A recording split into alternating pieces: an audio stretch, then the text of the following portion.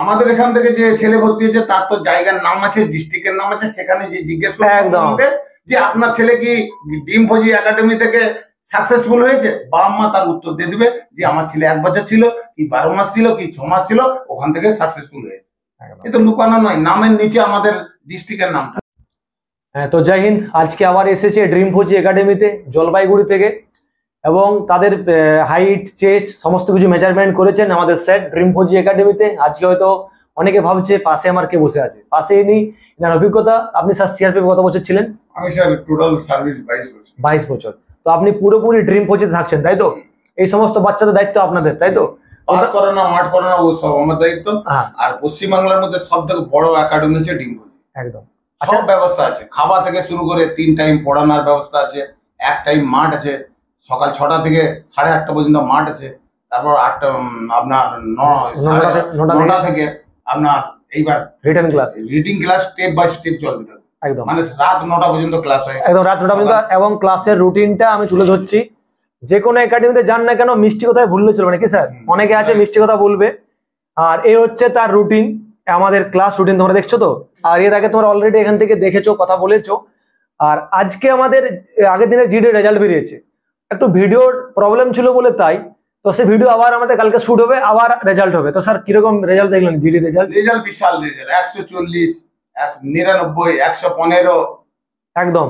আর 140 মানে বুঝতে পারছো তো হাই নাম্বার। পুরোপুরি 40 থেকে 40+ স্টুডেন্টস আছে, যাতে 140, 130, 120, তাই তো স্যার? আর 90 পাওয়া ছেলে খুব তাও কম আছে। আর সেরকম করে এখানে ক্লাস করানো হয়, প্রত্যেকটা পরীক্ষা তোমাদেরকে বিষয়ভিত্তিক ক্লাস হবে। আর তোমাদের দায়িত্বে থাকছেন পুরোপুরি এক্স সিআরপিএফ, এখনো আরো একজন গেস্ট আসছে, মানে টিচার আসছে আমাদের এক্স সিআরপিএফ। ওনাদের কাজ হবে তোমাদেরকে ফিজিক্যাল, পুরো ওনাদের উপর দায়িত্ব, এবং তোমার পুরোপুরি ডিসিপ্লিন তৈরি করবেন এনারা নিজেরা, তাই তো স্যার? আর বাকি ক্লাসের জন্য টিচার তো আছেই, প্রত্যেকটা বিষয় জিকে, জিএস, ম্যাথ, রিজনিং সমস্ত টিচাররা কিন্তু ক্লাস করাচ্ছেন। মানে ড্রিম ভোজি একাডেমি এর আগে যেভাবে রেকর্ড করেছিল, আশা রাখছি এই সমস্ত মানুষের জন্য আগামী দিনে আমাদের আরো রেকর্ড, আগামী দিনে আরো পশ্চিমবাংলার আমরা সেরা হতে চলবো, তাই তো স্যার? তো স্যার আপনি এদের বাবা মাকে বা ভিডিও যারা আসছে তাদেরকে কি বলবেন? বিশ্বাস দিন আপনি, মানে এটা একবারে বিশ্বাস করে আসতে পারে যে এখানে 100% পাস হবে। একদম তার নিজের মনের মনোবল তাকে রাখতে হবে যে আমি এত দূর থেকে এসেছি, আমাকে পড়তে হবে, আর স্যার যেভাবে মাঠ করাচ্ছে আমি ওইভাবে মাঠ করব, তাতে 100% আমি গ্যারান্টি দিলি ও ছেলে সাকসেসফুল হবে। একদম। আর এখানে ধরো আমাদের রেগুলার যেভাবে ক্লাস হবে, ক্লাসের পর তোমাদের মক টেস্ট হবে, মক টেস্ট হবে প্রতি সপ্তাহে। মক টেস্টে তোমাকে পাস করতে হবে, এবং একটা জায়গাতে আসার পরে তোমার একটু প্রথমে সমস্যা হয়, একটা বাইরে থেকে আসছো, একটা বাইরের পরিবেশ। ইনি নিজেও ফৌজ থেকে এসছেন, ইনি নিজেও জানেন কি প্রথমে ট্রেনিং এর সময় অনেক ছেলে বাড়ি চলে যায়, কি স্যার? অনেক চলে যায়।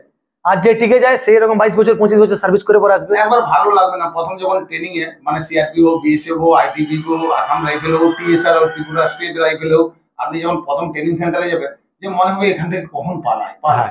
আর ও চাকরি থেকে ছেড়ে এলে আপনাকে 65,000 টাকা ড্যামারেজ দিতে হবে, কেন করবেন? আপনার পিছনে কিট ইস্যু করেছে, কিটের জন্য 65,000 টাকা দিয়ে আপনি আসতে পারেন। আর এমনি ভাবে আসলে তো আপনার মুশকিল আছে। তো প্রথম কোনো জিনিস ভালো লাগে না। 1 মাস 2 মাস থাকবে, মনে এত লেগে যাবে যে বাড়ি যেতে আর ইচ্ছা করবে না। কেন এখানে ভাই, এখানে দাদা, এখানে মা, এখানে আত্মীয় স্বজন, সবাই ঘরের মতো হয়ে যাবে। খাওয়া দাওয়া 1 নম্বর, পড়াশোনা 1 নম্বর, মাঠ 1 নম্বর। আপনি 2 মাস থাকলে বুঝতে পেরে যাবে। প্রথম মনটা উঠবে যে মাকে ছেড়ে এসেছি, ভাইকে ছেড়ে এসেছি। একদম 2 দিন 7 দিন কষ্ট হবে, কি স্যার? 1 মাস স্যার যেভাবে বলছেন ওইভাবে। আর যা কিছু সমস্যা হবে স্যারকে প্রথমে বলবে, স্যার তোমাদের এখানে থাকে, ঠিক আছে? আর তোমাদের রুমে যাবে, তোমাদেরকে জিজ্ঞাসাবাদ করতে যা কিছু সমস্যা হচ্ছে। বাড়ি কোন জায়গায় বললে বাবু? জলপাইগুড়ি। কোন জায়গা?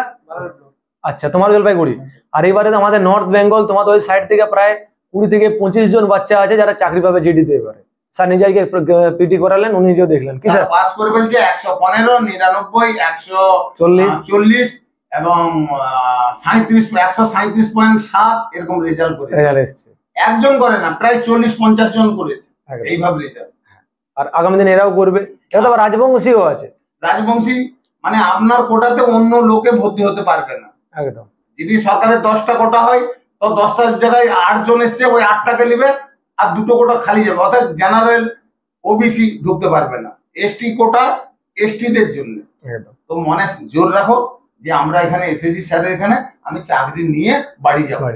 ডিসিপ্লিন আমাকে মানতে হবে। ফৌজের মেন ডিসিপ্লিন হচ্ছে, ফৌজের বুনিয়াদি অসুল হচ্ছে ডিসিপ্লিন। ডিসিপ্লিন আপনাকে কায়েম রাখতে হবে। একদম। তো ঠিক আছে, আমাদের ভিডিও আজকে এখানে শেষ করছি, এবং একটাই কথা বলার আছে কি, যে কোনো একাডেমিতে ভর্তি হও না কেন, ওই মিষ্টি কথা না কি স্যার, দুনিয়াতে প্রচুর এখন চিটিং বাজিতে ভর্তি হয়ে গেছে, মিষ্টি কথা শুনলে চলবে না, এসে রেজাল্ট দেখতে হবে। আর যে একাডেমিতে যাও না কেন, আমরা যেভাবে ভিডিও করছি কি আমাদের এতজন স্টুডেন্ট সাকসেস হয়েছে বা আমাদের এতজন চাকরি পেয়েছে, তো সেই সমস্ত তাদের ভিডিও দেখাতে হবে স্যার। ভিডিও না দেখে না, আমি মুখে বললাম আমার 300 জন বাচ্চা চাকরি পেয়ে গেছে, এটা কিন্তু না। স্যার যেভাবে বললেন গ্রাউন্ডে দেখেছে, কালকে ভিডিও আমরা আপলোড করবো, ওই সমস্ত একাডেমিকে বলতে হবে স্যার আপনার ভিডিও দেখান, তবে কি আমি ভর্তি হবো কি স্যার। আমাদের এখান থেকে যে ছেলে ভর্তি হয়েছে তার তো জায়গার নাম আছে, ডিস্ট্রিক্টের নাম আছে, সেখানে যে জিজ্ঞেস করবে একদম। যে আপনার ছেলে কি ডিম ফৌজি একাডেমি থেকে সাকসেসফুল হয়েছে, বাবা মা তার উত্তর দিয়ে দিবে যে আমার ছেলে 1 বছর ছিল কি 12 মাস ছিল কি 6 মাস ছিল, ওখান থেকে সাকসেসফুল হয়েছে। এটা লুকানো নয়, নামের নিচে আমাদের ডিস্ট্রিক্টের নাম থাকে, নাম সমস্ত কিছু। তো ঠিক আছে, চলুন দেখা হচ্ছে পরবর্তী ভিডিওতে। জয় হিন্দ, জয় ভারত।